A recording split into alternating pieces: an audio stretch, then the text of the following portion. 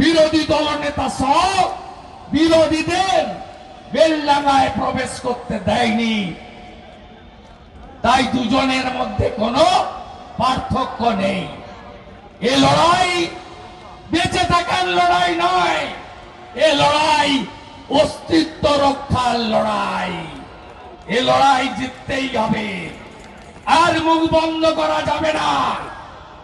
আমি প্রভু প্রদীপ্তানন্দজি, প্রভু সর্বানন্দ অবধূতজি, প্রভু মহামন্ডলেশ্বর জি, প্রভু সঞ্জয় শাস্ত্রীজি, ভাই সায়ন ঘোষ, হিন্দুত্ববাদী সংগঠনের শান্তনু সিনহা, দেবদত্ত মাঝি, শঙ্কর ঘোষ সহ একাধিক বিধায়ক, অর্জুন সিং, জিতেন তেওয়ারি, তাপস রায় তমগ্ন সহ রাষ্ট্রবাদী সনাতনী নেতৃবৃন্দ কেউ আজকে পতাকা নিয়ে আসেনি পার্টির, সবাই ধ্বজ নিয়ে এসেছে।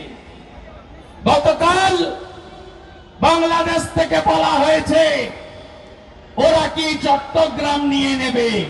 আমরা চাইলে পশ্চিমবঙ্গ নেব, বিহার নেব, ঝাড়খণ্ড নেব, উড়িষ্যা নেব, আসাম নেব, উত্তর পূর্বাঞ্চল নেব।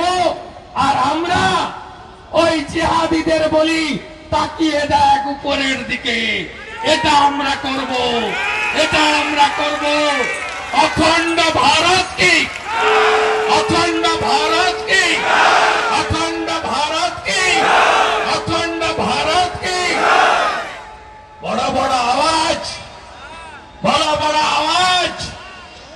হাসি মারাতে 40টা শব্দ দ্বারা বাঁচে ভারতের, দুটো যদি ঘুরিয়ে দেয় না পালানোর রাস্তা পাবে না। হবে 71-এ আমার জ্ঞান পড়েনি, জন্ম হয়েছিল, ইতিহাস পড়েছি, অতীত পড়েছি।